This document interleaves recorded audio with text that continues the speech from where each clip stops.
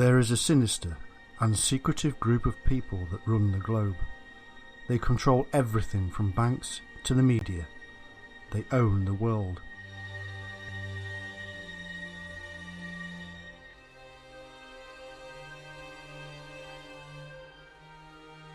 They own 99% of the world's wealth, and yet there are less than 1% of the population. They have special family bloodlines to pass on power from generation to generation. They have sacred rites and secret rituals. They have a belief system that stretches back in time for thousands of years to their very origin. Arte and regnum phasmatis. They spawned the religions, royal families, global business, financial systems, and arms companies.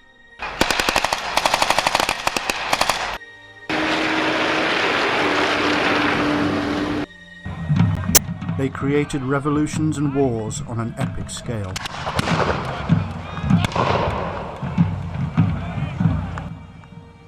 They watch everything we do and manipulate our thoughts and actions.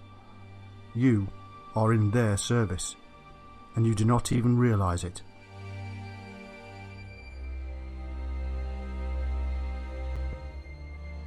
They have been doing all of this and more for thousands of years, and they have one goal in sight.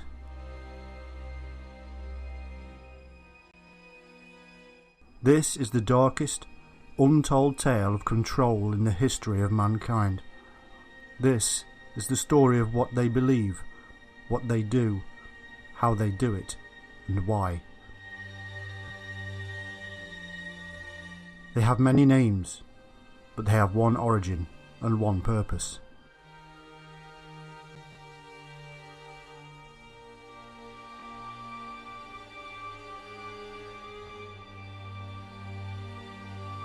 And now we have tracked down their symbols, secrets, names, origin and purpose. Using previously unknown and secret sources, we will reveal them. This is the Illuminati.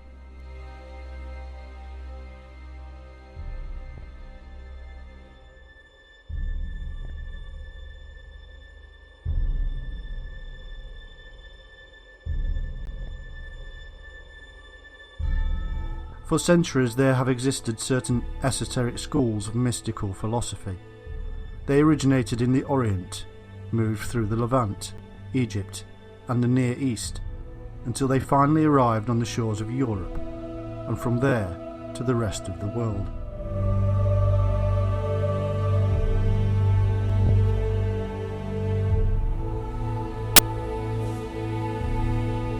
Hidden within these schools there are elements of Buddhism, Zoroastrianism, and Egyptian occultism, mingled with Grecian mysteries, Jewish Kabbalism, and fragments of Syrian cults.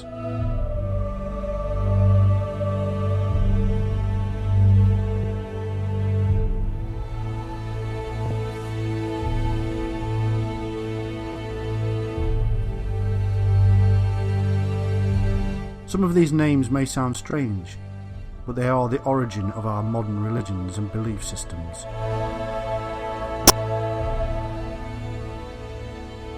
Out of this hodgepodge of Oriental philosophy, magic and mythology arose the early Christian Gnostics, Islamic Mohammedism, Ishmaelites, Druzes, and the infamous Assassins.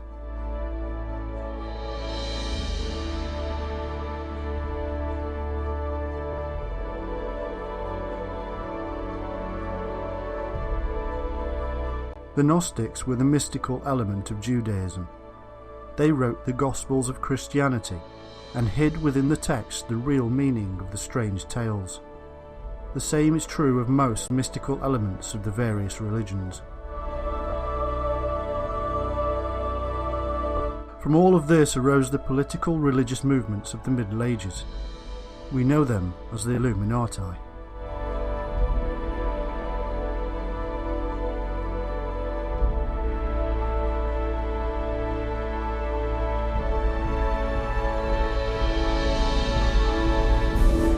they had other names such as Albigenses, Cathars, Waldenses, Troubadours, Anabaptists and Lollards. And from here arose the secret societies. The Knights Templar initiated the Muslim assassins into the subversive mysteries, and the occult forces of the alchemists, Rosicrucians, and others permeated them all. This is the real history of what we generally term the Illuminati. Through this understanding, we shall be able to see them clearly wherever they arise.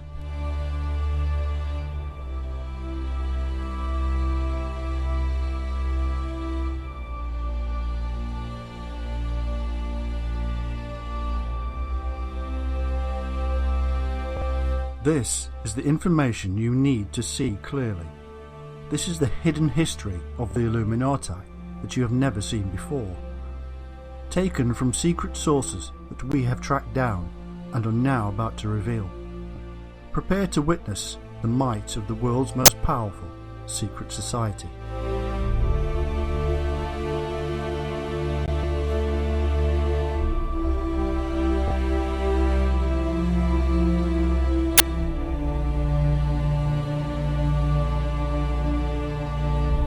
We begin with a sacred secret that is at the very heart of the various societies, the Kabbalah.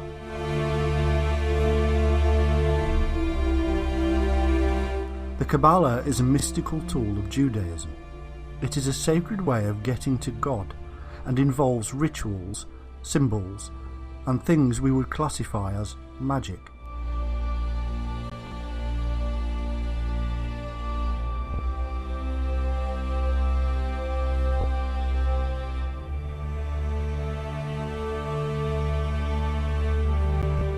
The Kabbalah is made up of two kinds, theoretical and practical.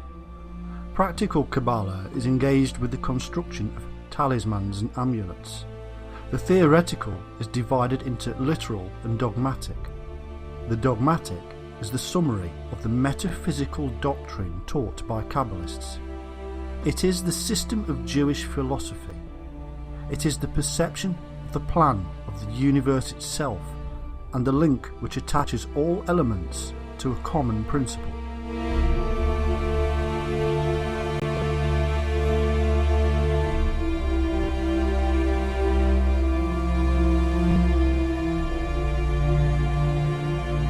It represents the 32 paths on the Kabbalistic tree of life, the 10 Sephiroth, or centres of light, united together by the 22 paths to which the Hebrew letters are attributed.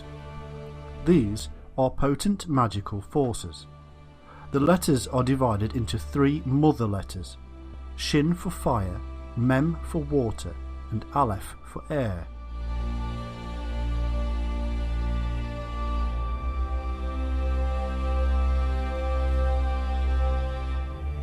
There are 7 double letters for the planets, 12 single letters for the signs of the zodiac.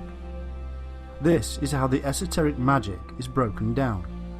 The power is not just within the knowledge, but with the words and letters themselves. The knowledge of how to utilize these is the power of the secret societies.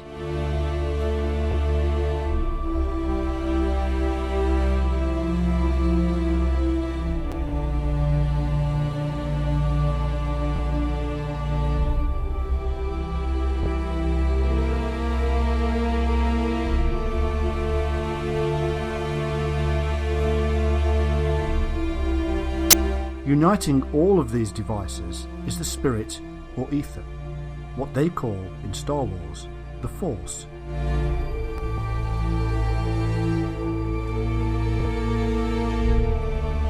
It is all about the descent of the soul of man into matter, and its ultimate return from matter back to the universal life force.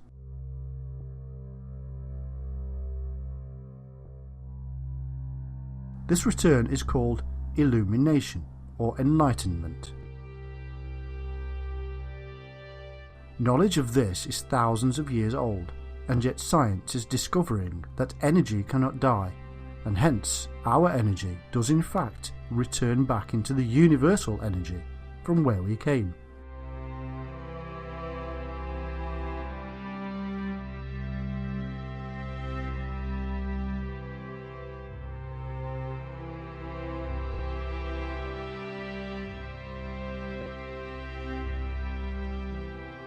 The secret knowledge is that we never left. We just unite as a soul or force with matter itself and become conscious of our own existence. It is the ultimate knowledge that the God on earth, the universe itself, has become aware of itself.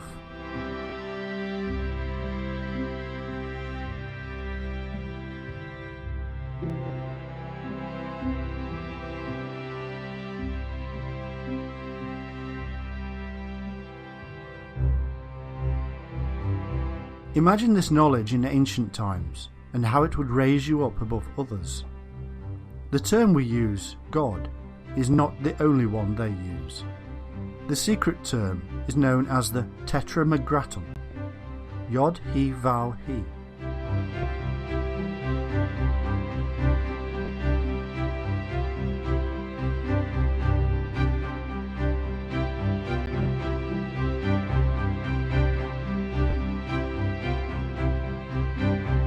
It is the creative principle, the thing that gave rise to all others. It is the Father, Mother, Son and Daughter. It is all. It represents all forces of nature. There is no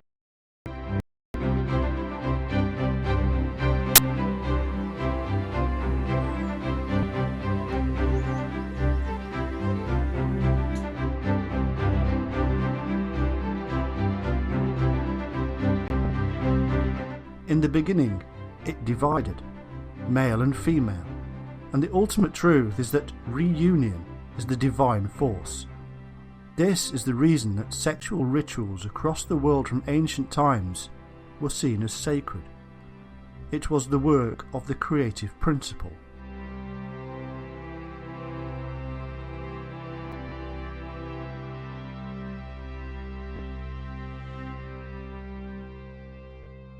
The absolute Godhead is called the Whitehead, for within white are all the colours of the spectrum. He is the source of all light and wisdom. Knowledge of Him makes one like Him.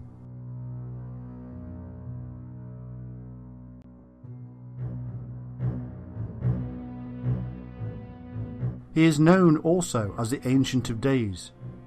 For all that exists, all that has been formed by the Ancient of Days, can only exist through the union of the male and female.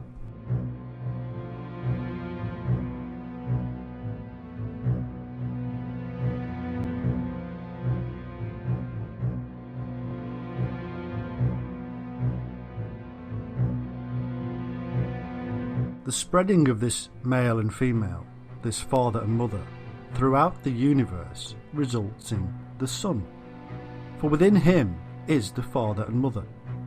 This is the origin of the Son on earth, the Christ child, for He is the Ancient of Days reunited.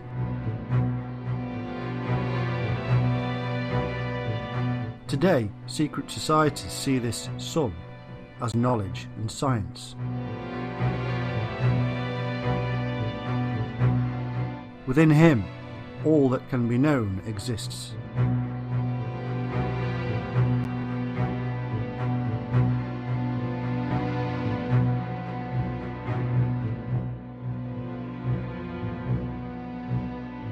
Knowledge of Him within one's own mind allows knowledge of all that is. This knowledge can be gained in several ways.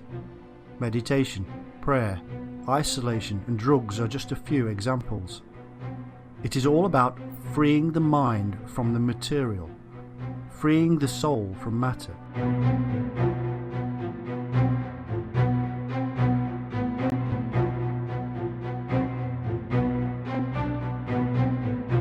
It is no different to the experiences we hear about from people who have taken mind-expanding drugs.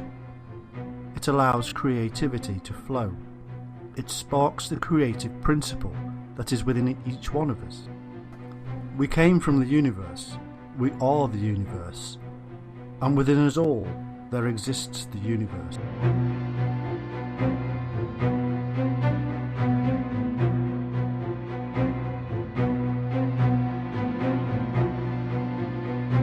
We can therefore create whatever we want, as long as we have the knowledge to do so.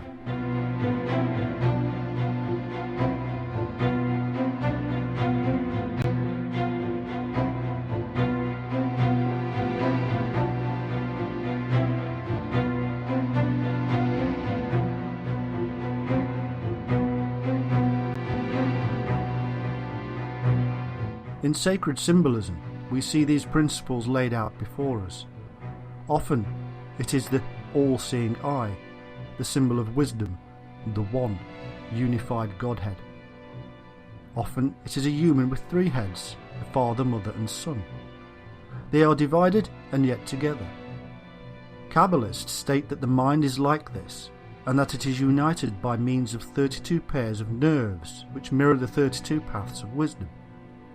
Wisdom, therefore, is the path to the white head.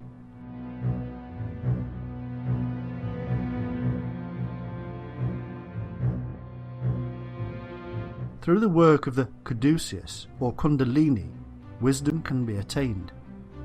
These are simply symbolic representations of the energy force rising up to the white head, the source of all light.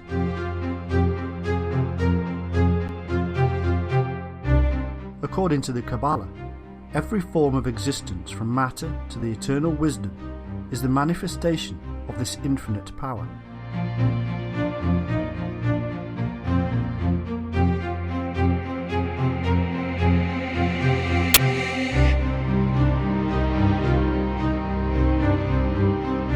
It is not sufficient that all things should come from God in order to have reality and continuance. It is also necessary that God should always be present in them, that he should live, develop, and eternally reproduce to infinity under these forms. It is the ultimate fractal.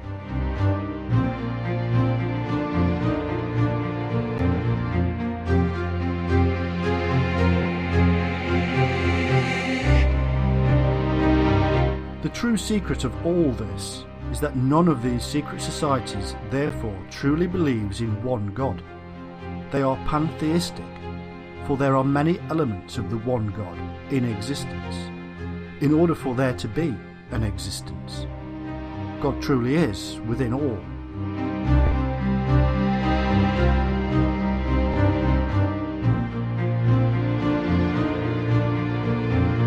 The Kabbalah is not a medieval creation as some would have it. In fact, it goes back in time to ancient Chaldea and Persian, and can be traced to the period of Jewish captivity in Babylon. The Jewish scholars there adopted and adapted much older philosophies, and by doing so created a seed that would find its home in Europe centuries later.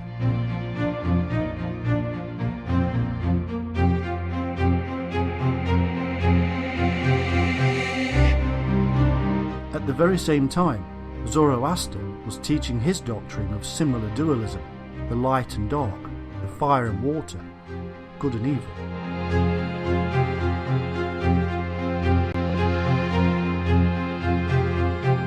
The Jews took on these beliefs and 14 years later returned from captivity.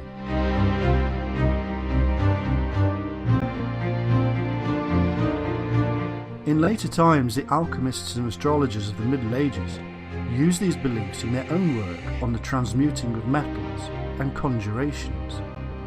This was known as magic, before science came along and redefined everything. It was based firmly in the Kabbalah, which itself was based on older ancient cults.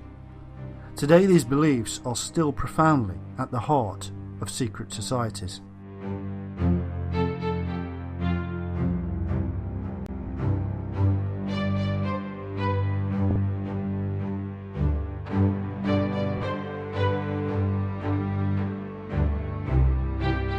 One group of Jews that would influence the world and the secret societies were the Gnostics.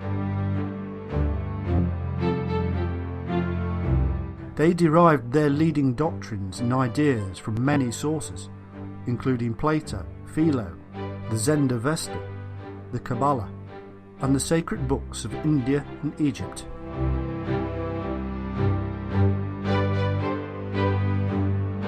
It is these mystics of Judaism that introduced them into what became known as Christianity.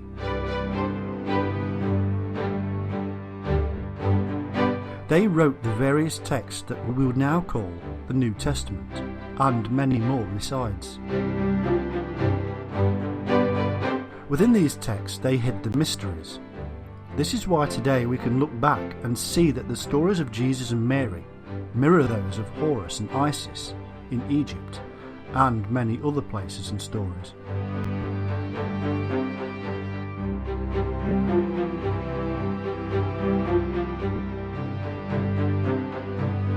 These Gnostics brought together for the first time the mysteries of the world and gave them a double meaning, a practical and a theosophical.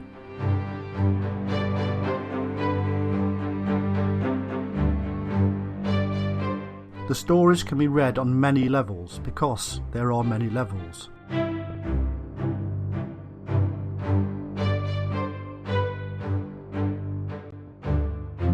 These are not the works of a few Jewish scribes living in Damascus, but rather the accumulation of thousands of men over thousands of years.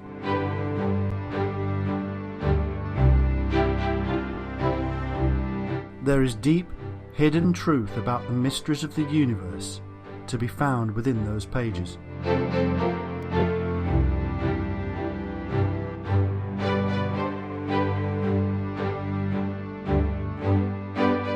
The great meeting of ancient mystics occurred in that lost city of Alexandria. Here the Jewish-Greek school under Aristobulus and Philo merged with Asia, Egypt, Greece and more.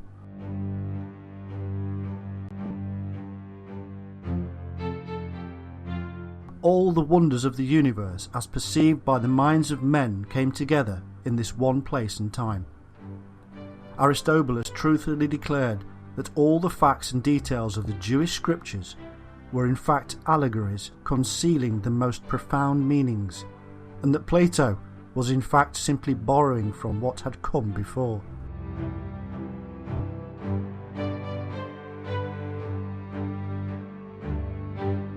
Studying Plato is therefore to study the many that came before.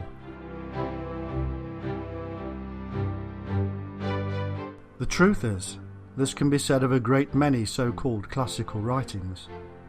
From Egypt, Greece, Persia and elsewhere, the Platonists borrowed, and the Gnostics received and spread. For the ordinary man on the street, as it is to this day, all of this seems fanciful and beyond them. It was secret and sacred, and for the scholars alone.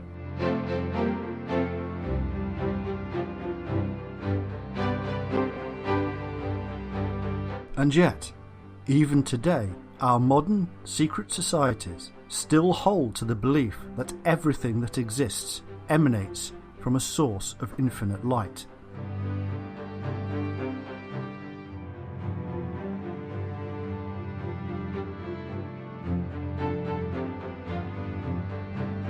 They claim direct descent from the Jews of Alexandria, and by them back in time over millennia to the masters of the mysteries.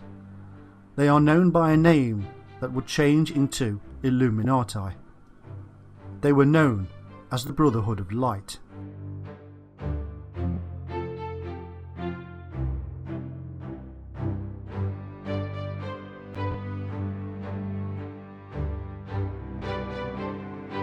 They preserved the learning throughout the Dark Ages, so called because of the loss of the light of learning.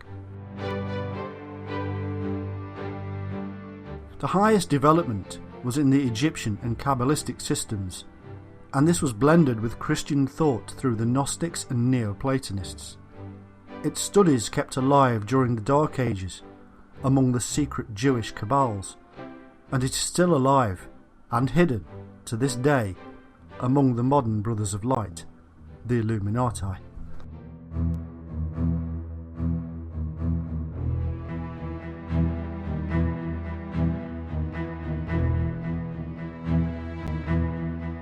In Egypt and Judea, long before the commencement of Christianity, these notions were spread. They formed Christianity through the many Gnostic groups known as the Essene, Therapeutes, Sadducees, Carpocratians, Basilidians, and Manichaeans.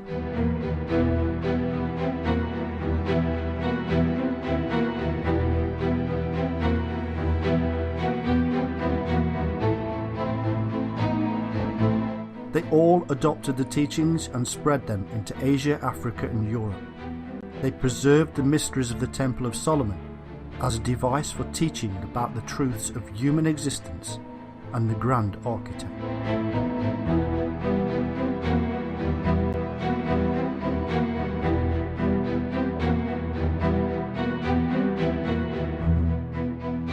These teachings are fully found within the secrets of the later Freemasons.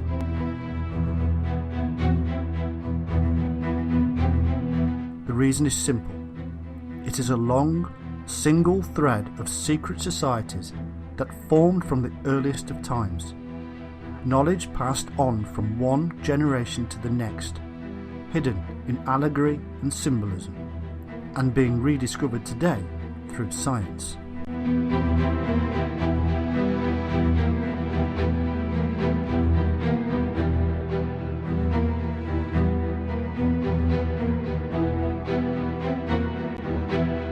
The early Gnostics and Manichaeans were known as primitive Masonry, and their teachings preserved among the Druses, who came into contact with the Crusaders in later years and influenced them.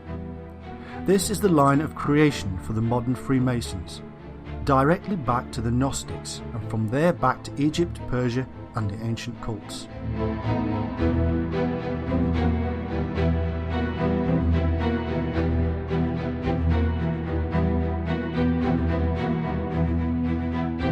It can all seem confusing. Trinities, dualism, one God, pantheism. But in truth, they all relate. We can see this through the teachings of the Manichaeans. They taught pantheism and dualism, many gods of the one, and the division of that one God to ultimately reunite.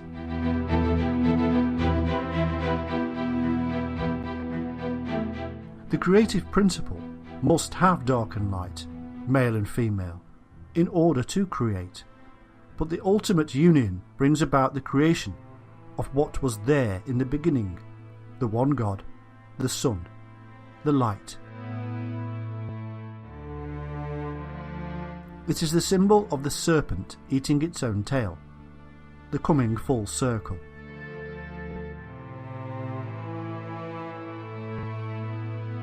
One simple symbol depicting the ultimate truth.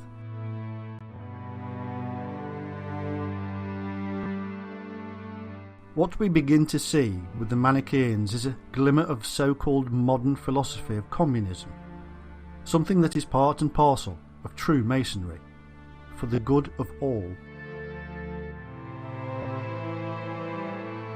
Nature, they said, reveals the two great principles, community and unity of all things. Human laws were contrary to the natural laws, and were therefore guilty violations of the divine order of things. It was therefore necessary to institute community of lands and goods. Manes, the founder of the cult, disavowed war and human civil establishments as being created by the dark side. Possessions were condemned. For his beliefs, Manes paid the ultimate price of crucifixion, his message too radical for a greedy humanity.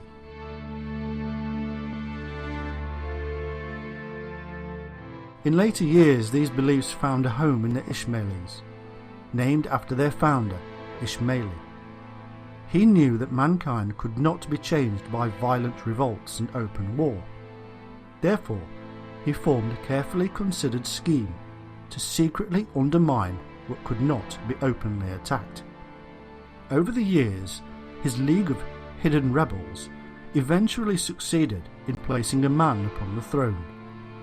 The long-term plans of these secret organisations must not be avoided. They do in fact plan decades and sometimes centuries ahead. Indeed, the degrees of initiation within the Freemasons of the Grand Lodge of Wisdom in Cairo were given by the Ismailis. They were called the most ancient and precious degrees of the Eastern secret societies and spread into the West from Cairo.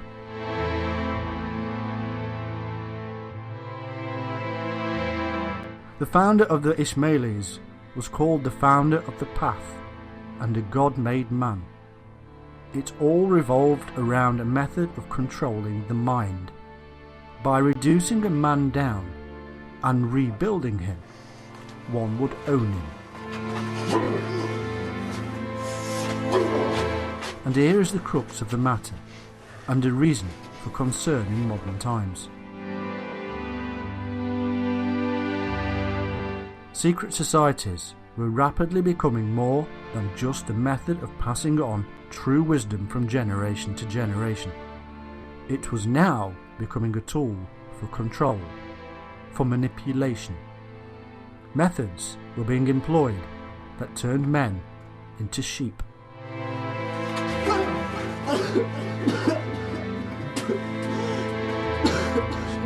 As each man passed through the levels of the 9 degrees, he was stripped of his humanity. As soon as the proselyte arrived at the 9th degree, he was ripe to serve as a blind instrument to all the passions and above all limitless ambition for domination.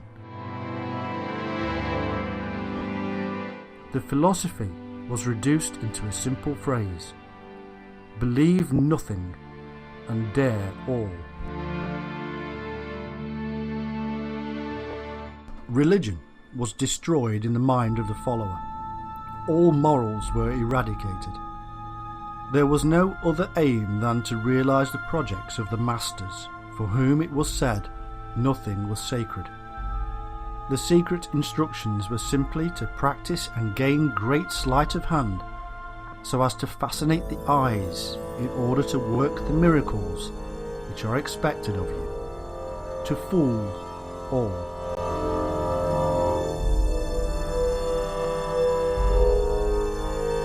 Today the numerous sects, Kabbalistic and Illuminati, much the same methods are used and the same doctrines taught. Nothing is sacred. Everything is acceptable to achieve the master's goal. Over thousands of years they were finally turning to the dark side.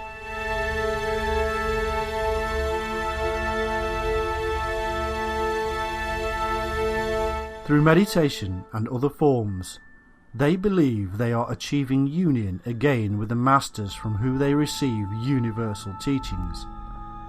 Their role is to carry out the great work of worldwide unification, religious, political and intellectual, to make a one-world government, a one-world agenda, to reunite the creative principle and bring about a new creation, a new world order, under the master. The question is, who is on the side of light and who is on the side of dark?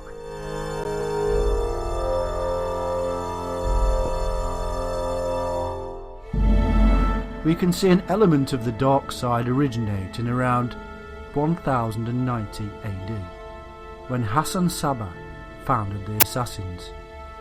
He had fled the House of Wisdom in Cairo because of his intrigues. He created a fortress when he bought the castle of Alamut on the Caspian Sea. Over time, he would gain many more. His assassins would strike terror into the heart of many, and he obtained great power. He assassinated caliphs and viziers. Upon his death, he was replaced, and the head would always be known as the Old Man of the Mountain.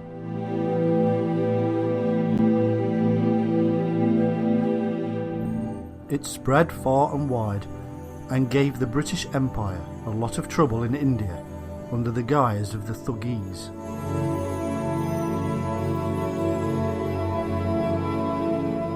In the early years, they came into contact with, and often worked with, the Christian order of the Knights Templar, both understanding the mysteries in the same way.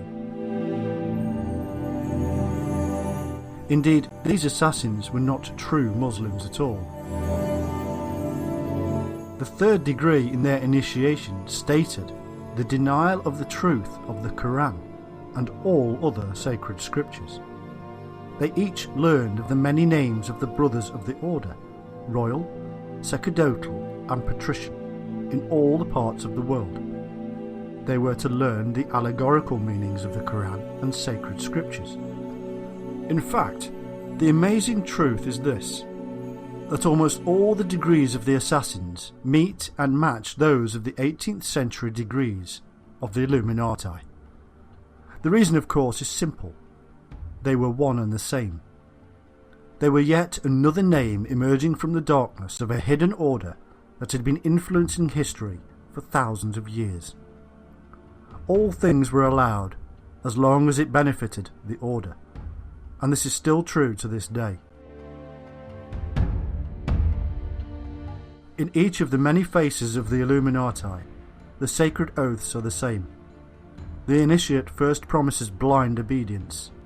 He then swears to communicate to none but his superiors any doubts he might have about the mysteries and doctrines. He swears to the hidden chiefs, by all that he holds dear, never to betray the methods to mortal man. They were and are taught that the literal meanings of all scriptures is purely for the vulgar, the uninitiated. The scriptures were for the mystical deification of man, not for the worship of a separate god. This self-deification was known as the hidden god, the god within not yet known or realized, hidden from the vulgar-minded. This is the Christ within.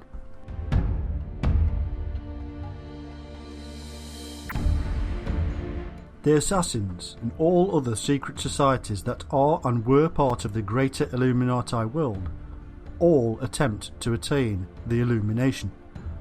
Rhythmic dancing, wine, blood, orgies and drugs, all used to achieve the desired result.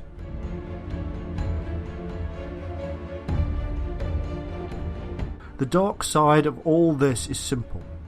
These methods became utilized to actually control those who believed they were being freed. They were being hypnotized in a similar way to the American secret operation MK Ultra did in the late 20th century.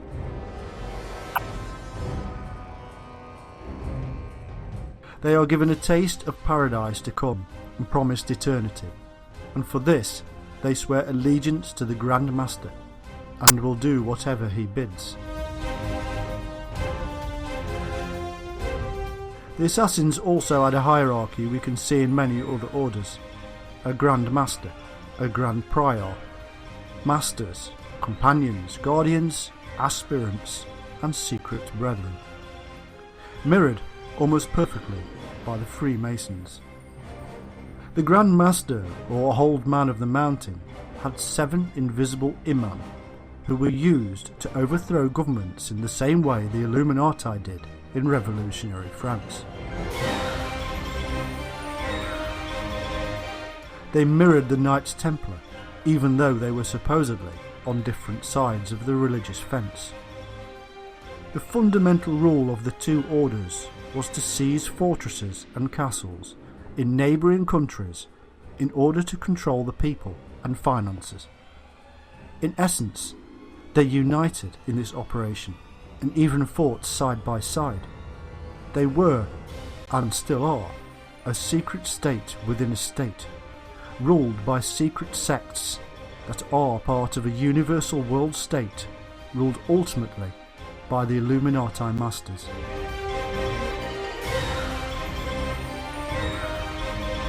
A supposedly separate sect at around the same time were the Druzes. They also originated in Egypt and were blamed for causing riots in Cairo. With this sect, we see a prediction that would be repeated in other so-called separate orders, and which seems to run as a thread throughout time and across the world. They, like today's Islamic State, predict the end of the world as we know it, and a new one to come. This is a long-standing prediction, and one that strangely may yet come true.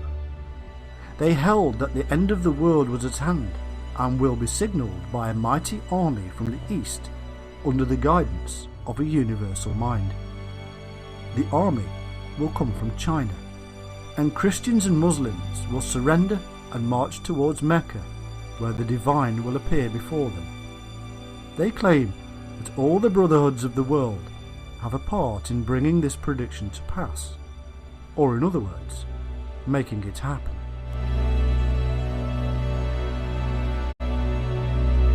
All of these Oriental beliefs are in fact the same. They all originate thousands of years ago in the Syrian and Persian secret sects who had come to an understanding or enlightenment regarding the existence of mankind. The light within, and within which all knowledge was held. Whether they used drugs, dervish or meditation, the result was the same: the realization of our place in the universe. These beliefs were taken over by the dark side, who started to use it for power and control, and to bring about the unification of a one-world government which they controlled.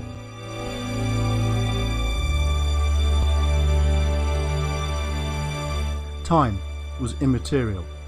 The plan would come to fruition eventually, and the final throes of this plan would entail a massive Third World War, within which Islam and Christianity would somehow play a vital role.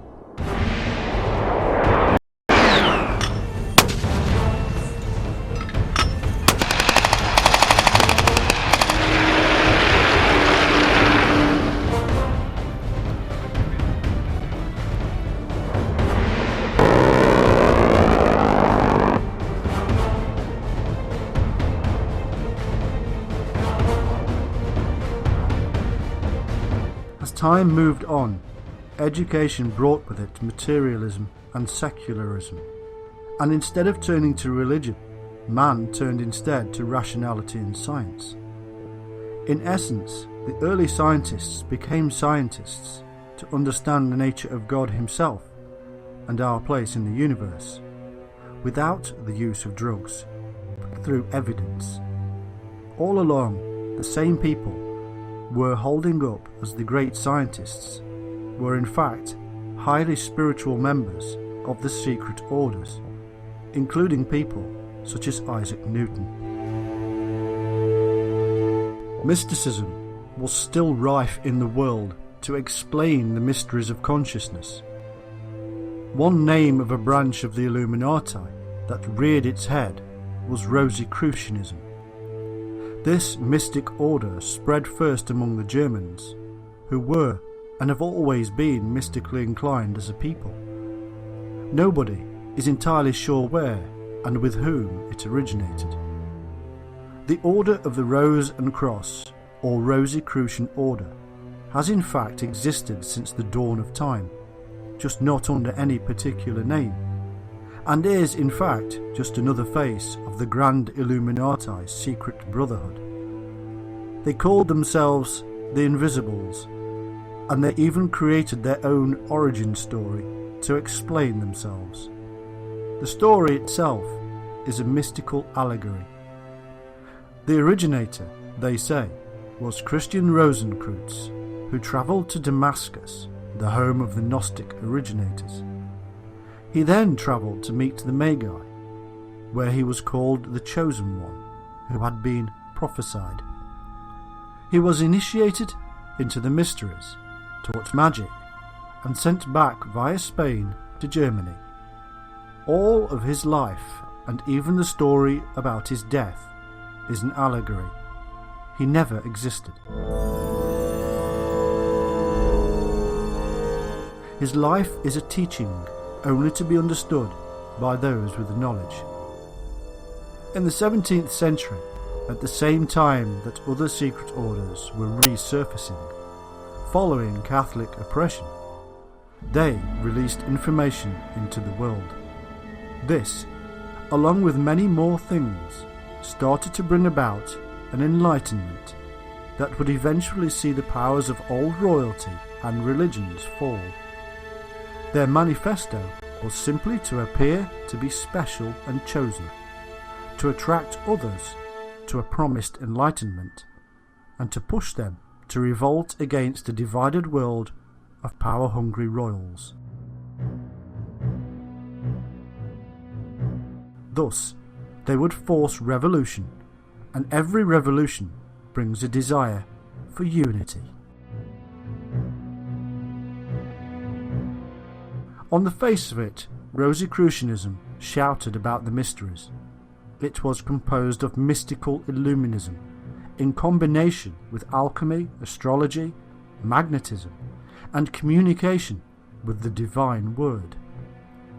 The name, in fact, is a clue to the age-old duality expressed by those we have already discussed.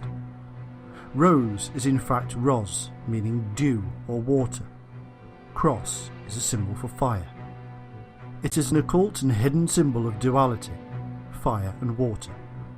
A Rosicrucian is therefore a philosophy who by means of dew seeks the light, by the mother finds the father, uniting them both, creating the Christ.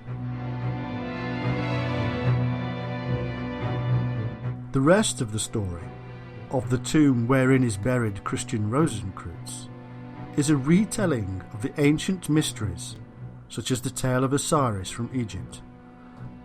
Unlike the Egyptian Ankh cross, the rosy cross was a symbol of duality and therefore life creating. How marvellous and wonderful all of this must have seemed, and yet it is another retelling of an ancient story. Why do this? Because this is how the secrets are passed on from generation to generation.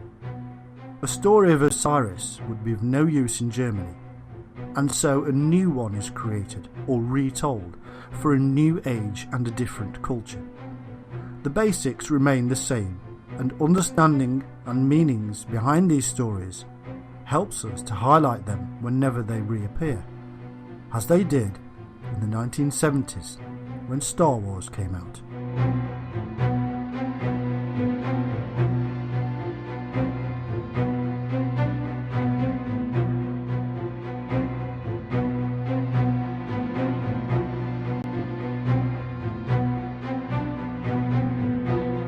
Freemasonry, a long-standing occult-based secret society, has all these stories within it and more. Most members have absolutely no idea what any of it means and simply repeat the rituals because that's how they join and stay members. We cannot look at all members of the Freemasons and accuse them of running the world because they have no idea. However, because it has been a sponge of tradition and legend, it has been a useful tool to keep the golden thread of knowledge alive.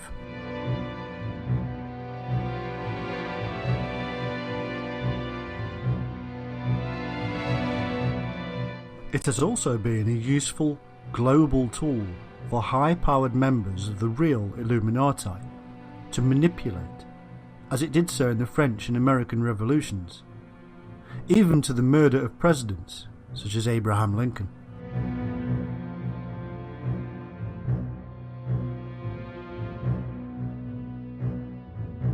As mankind raced towards the Great Enlightenment and the glories of the brutal French Revolution, several masters appeared to the world from their dark hideouts. They did so to ensure the plan they had formulated came to fruition. One such master went by the name of Pernety, and he founded or revealed the Illuminati of Avignon. He was born in 1716 and became a Benedictine monk, where he learned the mysteries from those hidden within the Catholic Church. Here he learned all about the Hermetic arts, and in 1766 he founded the Hermetic Rite, the Illuminati of Avignon. It grew and spread, and he moved to Berlin. It is claimed he had a powerful angelic guide who gave instructions. As with most of these stories, we have to understand that this itself was symbolic to hide the truth from the ordinary person. He wrote books in occult numbers and codes that are difficult to decipher. Pernity, it was said, was to found a new people of God, and he grew so influential that he built a temple. They kept absolute secrecy. They did their work, spread the mystical ideas, and rebuffed the old ways. Their influence was at large. When Pernity died, his huge numbers of followers were simply swallowed up by another branch of the secret Illuminati, the Martinists. These Martinists were based in Paris, where their work was coming to a final conclusion with the French Revolution.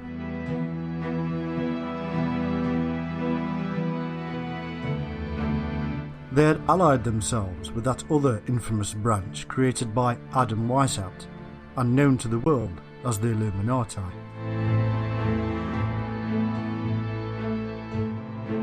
Generally, to the esoteric world of the occult, all these groups come under a name, the Illumins.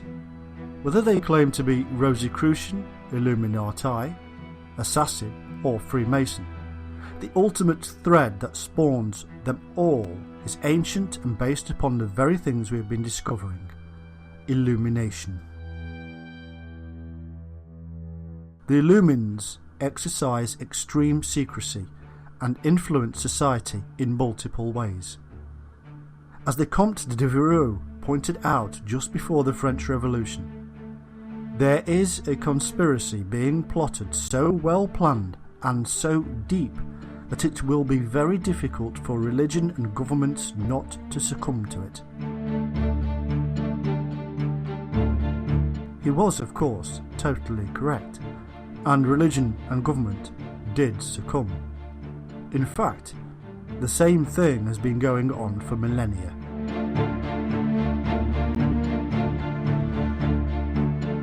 Evidence discovered by us for this documentary gives a list of names over the course of time that were in fact masters of the Order of Illumins.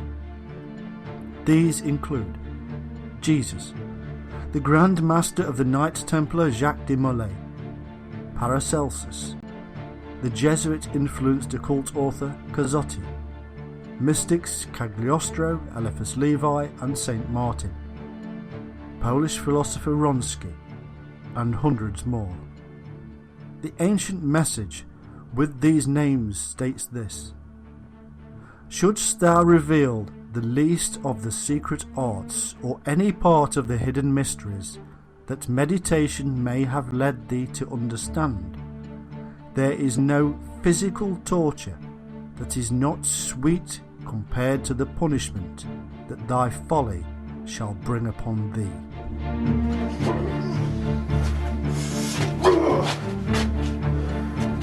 Their purpose is also revealed as the Masters are committed to work with all their strength to establish on earth the association of all interests, the federation of all nations, the alliance of all cults and universal solidarity.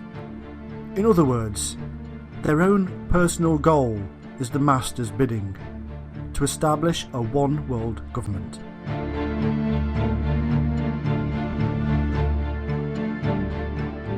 This text is from 1913, not 1713, and comes from the same sources. It proves, beyond doubt, that the establishment of a one-world government has been an ongoing affair for a very long time. At the time, the plans for the First World War had been completed, and they knew this particular revolution would not end until the 1940s.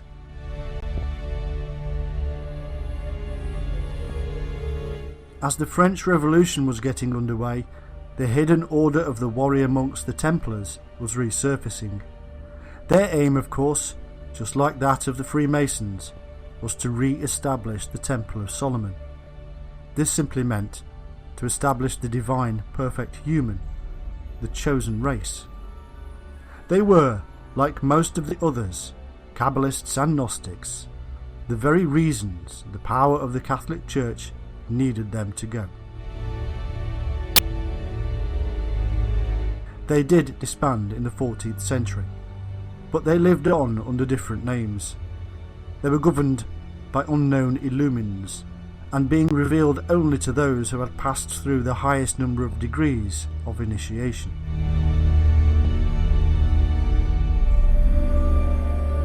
As the French monarchy had done away with them in the 14th century, it was only fitting that they should see through the destruction of the monarchy in the 18th.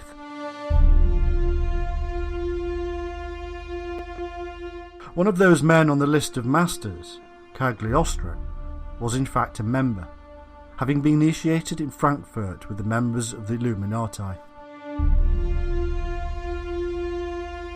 By the power of just a spoken word, these masters of the Illuminati could animate thousands of men across Europe and the world.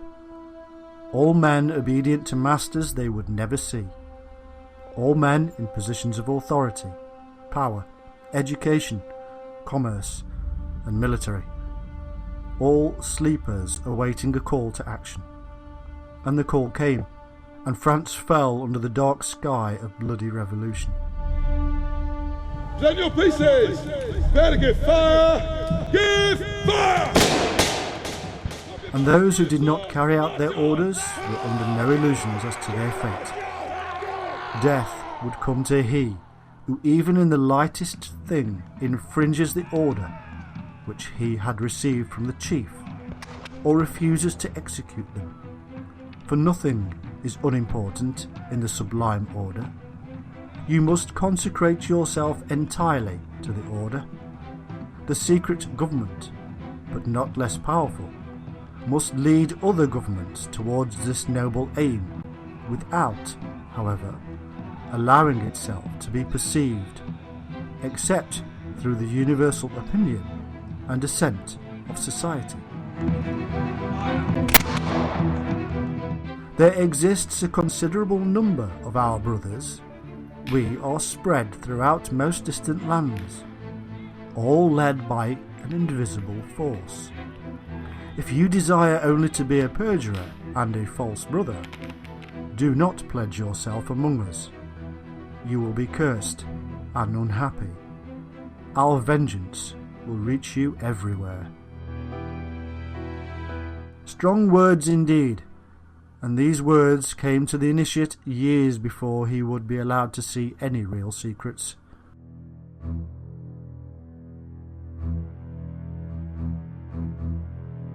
By the height of Illuminati power, the French Revolution was an established fact. Secret societies under various guises, and yet all united, had brought about a massive change in the world, and would do so again and again.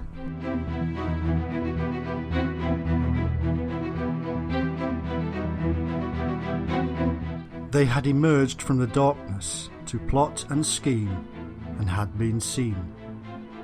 French observer de Luchette wrote, "There are a certain number of people who have arrived at the highest degree of imposture. They have conceived the project of reigning over opinions, and of conquering not kingdoms nor provinces, but the human mind. This project is gigantic, and has something of madness in it, which causes neither alarm nor uneasiness. But when we descend to details, when we regard what passes before our eyes of the hidden principles, when we perceive a sudden revolution in favour of ignorance and incapacity, we must look for the cause of it, and if we find that a revealed and known system explains all the phenomena which succeed each other with terrifying rapidity, How can we not believe it? Observe that members of the mystical confederation are numerous in themselves. If several men mix together half qualities, they temper and strengthen each other.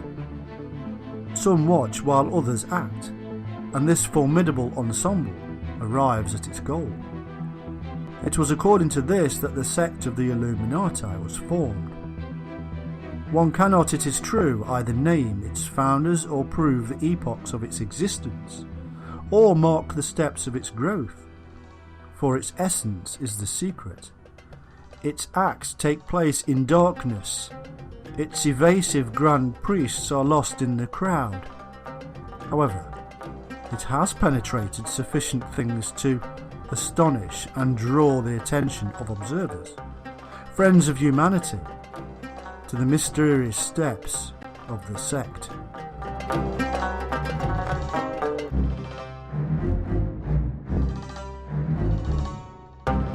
The roles of this particular branch of the Illuminati was simple.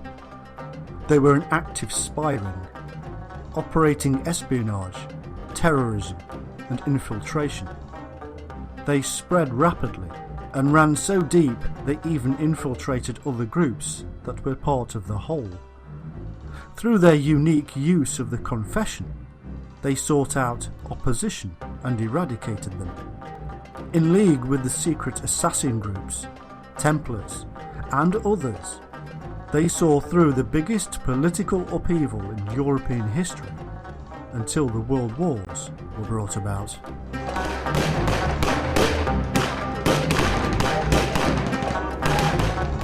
They then simply slipped away, back into the darkness. The truth is, of course, that the thousands of members utilised for this short period of its existence did not just disappear. They simply moved sideways, back into their other orders, such as the Freemasons.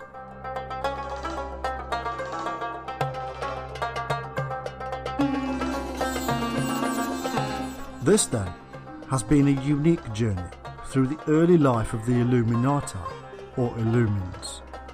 We have seen that their origin goes back many thousands of years, back through the latter-day Illuminati to Freemasonry, Templarism, alchemy, Gnostics, and beyond.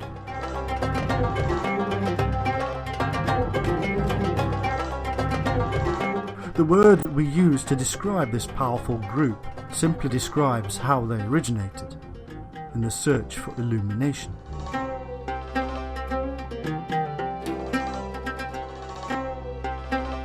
We saw how their origins were in the search for truth, for the answers to ultimate questions. In searching they discovered, they named, held dear, symbolised and allegorised, and in so doing they jealously hid the secrets.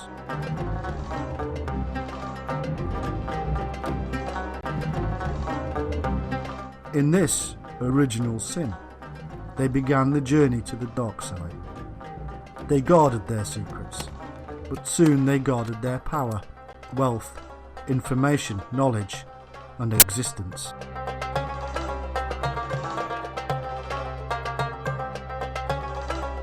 They plotted against those who disagreed. They took down governments, and it seemed easy.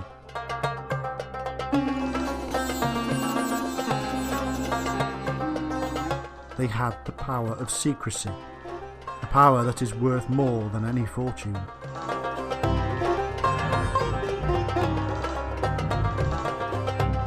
And they still hold this power.